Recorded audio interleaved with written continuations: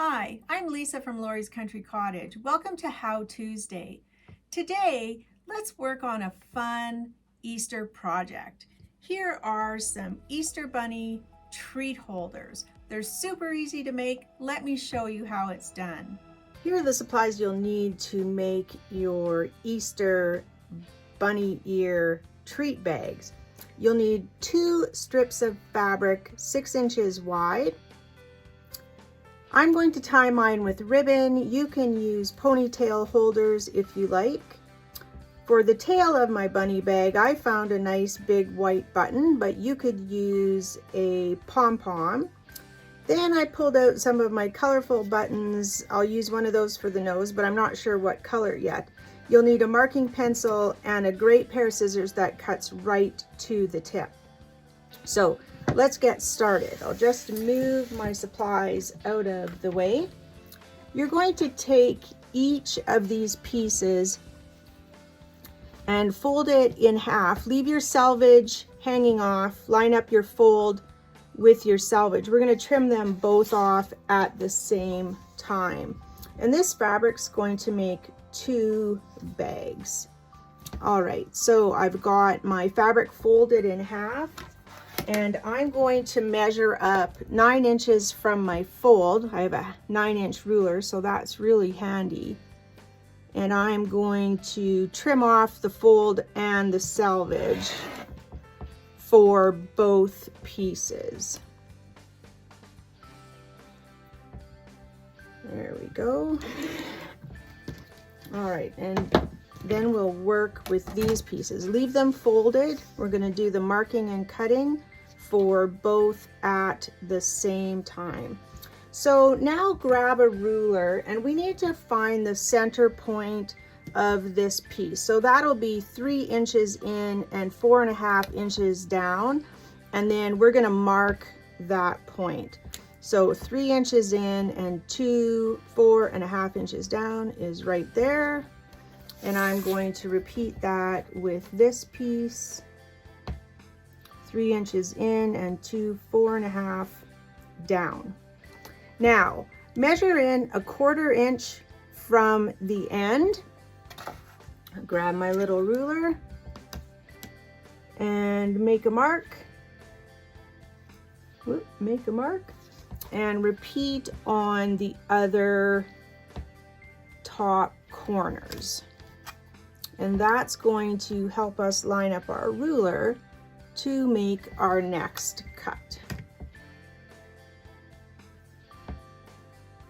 There we go. All right, get your rotary cutter, and we're going to cut from our center point we drew to that 1/4 inch point. Now, I'm not going to take my rotary cutter right to the very middle. That's why you needed your sharp Karen K Buckley scissors. Cut through all layers. I'm going to cut one direction first and then the other direction. So I'm not trying to get that point because I know I can't be accurate and I'll end up cutting into that dot. So I'm just going to spin them around because that's the direction I cut. And from, again, that 1/4 inch mark to the center. And this is going to create our bunny ears. There we go. Then take your sharp Karen K Buckley scissors and finish those cuts.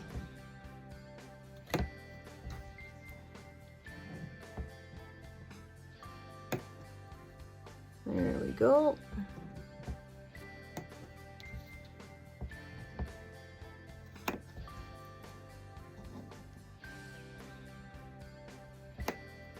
Missed a thread there, I felt that.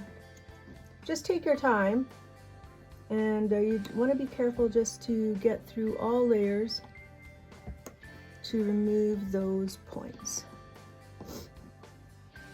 It would be easier if I could pick this up, but I want to show you how to do it. One thread there. Whoop. It won't let go. There we go. All right, and how are we on here? Again, just one thread. All right, now my triangles are out. Now I can open up my pieces and I'll take one of each, and I'll work on one bag at a time, just so you can tell the lining from the outside of the bag. So I think for this bag, I'm going to put this on the outside and this on the inside. So what we're going to do next is fold each of these pieces right sides together, matching the point. So now we have a nice 1/4 inch at the top and matching the sides. There we go. And then I'm going to the sewing machine and I'm going to stitch down both sides of my outer bag, both sides of my inner bag, but I'm going to leave a 2-inch hole for turning my bag later. All right, I'm going to head to the sewing machine and get that done.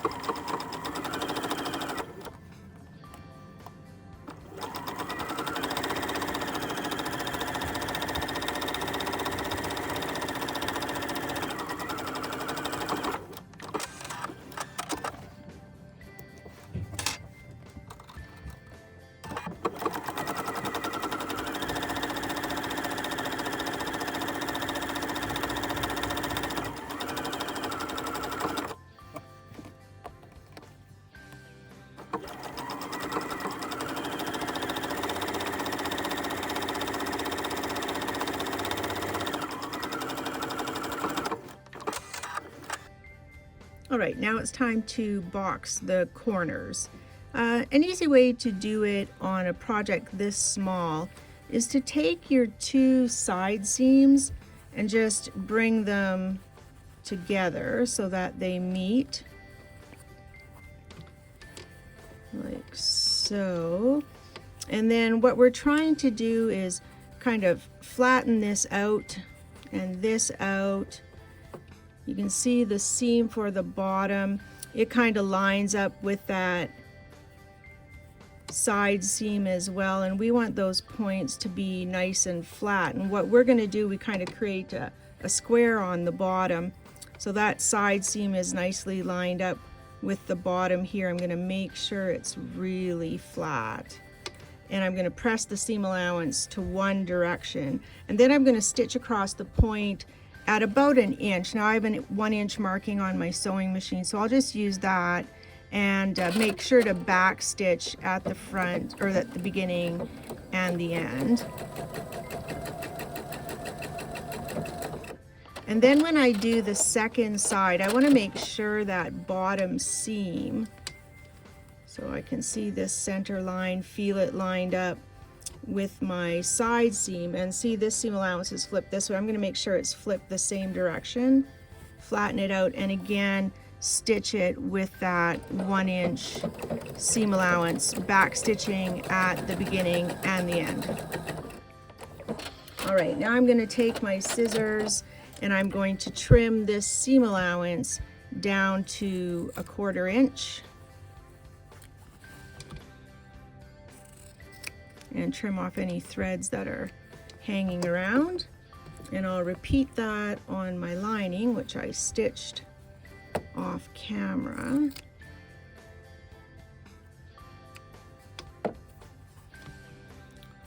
And then we just want to make sure that now all those seams are going in the right direction. So that's that way and that's that way. And I'm just going to finger press that seam so that it's going that direction. And I'll repeat here. There we go, that's better. Just pressing them so that they're going in the correct direction. And here as well.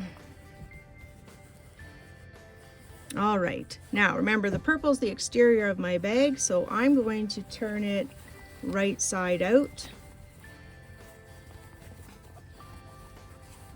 And I'm going to insert it into the lining, which is wrong side out, matching my points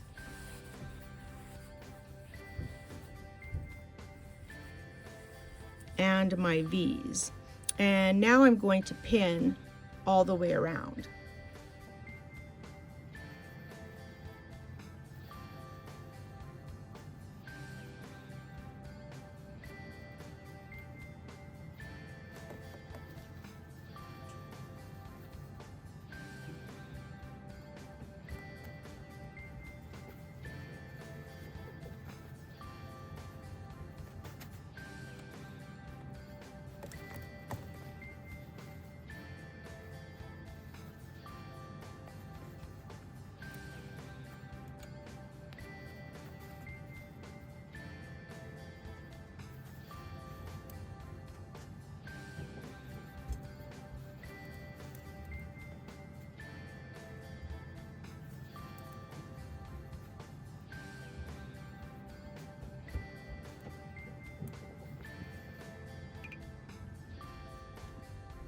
All right, now we're going to sew around the top of our bag. I'm going to start at a point, and I have my two seams butted nicely together, and that's right where I'm going to start and put my needle, right at that 1/4 inch mark.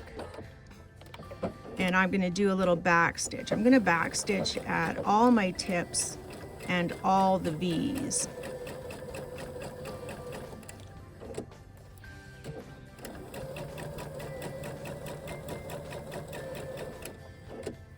Takes a little bit of fiddling when you get to the V.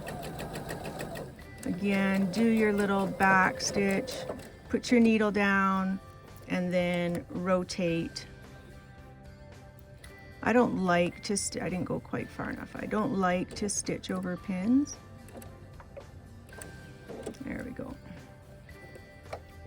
And then just up the other side.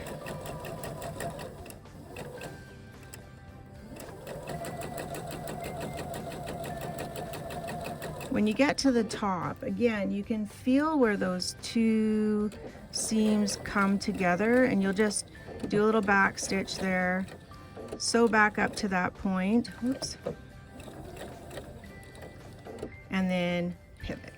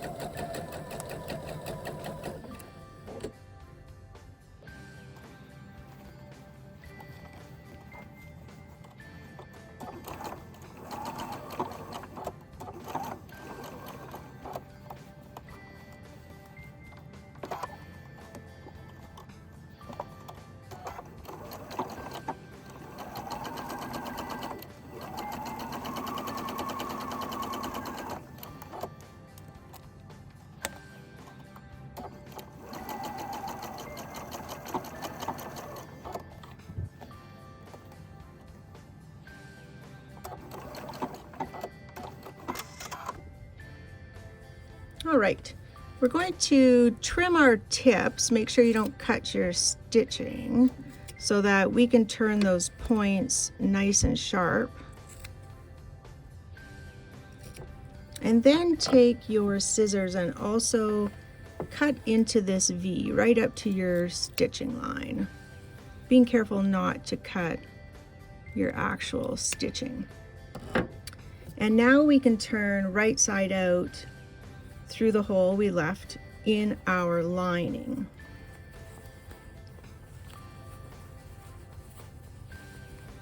And that's why we back stitched that little hole, because we put so much stress and pressure on that little hole when we're turning it.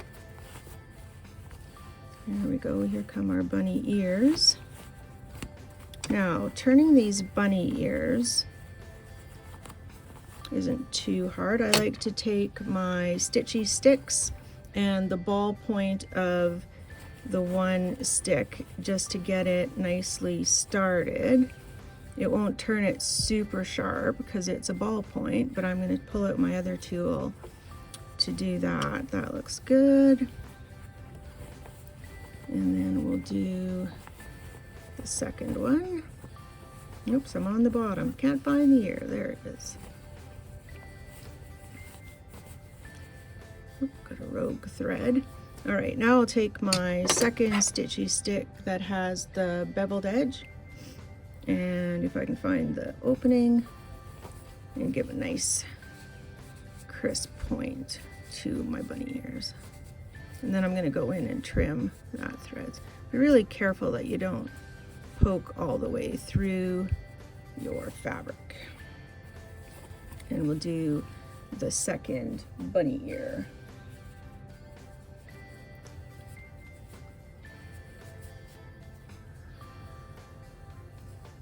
There we go. All right, now I'm going to grab that hole in the lining and stitch it shut. Now you can hand stitch it if you like, but this is the inside of a little treat bag. So I'm just going to fold it nicely together and just stitch on that edge.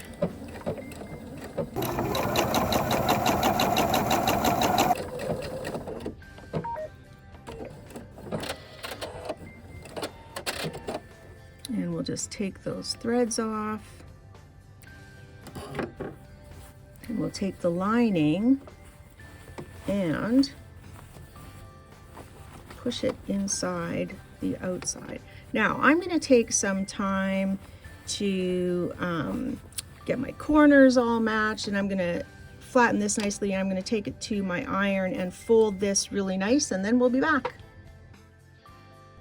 All right, here's my little bunny. I've taken my big white button and hand stitched it onto the back for his tail. Now you can use a pom-pom. You could glue it on or use a safety pin from the inside if you like for the tail. I didn't have any pom-poms at home. And then I gave my bunny a little pink button nose. So again, I hand stitched that on. You could also, if you wanted, use hot glue for that. All right, now it's time to put the treats inside. Don't overfill it. Don't go kind of past the little nose part of your bunny. Okay, so there are several ways you can do this. I could just tuck those size ends in a bit and grab your bunny ears. If you have a hair elastic, a children's soft hair elastic, that would work really good. I'm going to use an elastic band and just play a bit to get my bunny ears the right shape, how I want them. I actually want them turned a little bit forward. Oh, that's so cute. So there is my bunny, and I don't really want that elastic showing. Actually, maybe I'll pull it down just a bit more. There we go. I'm going to take my ribbon and tie a pretty bow to cover that elastic.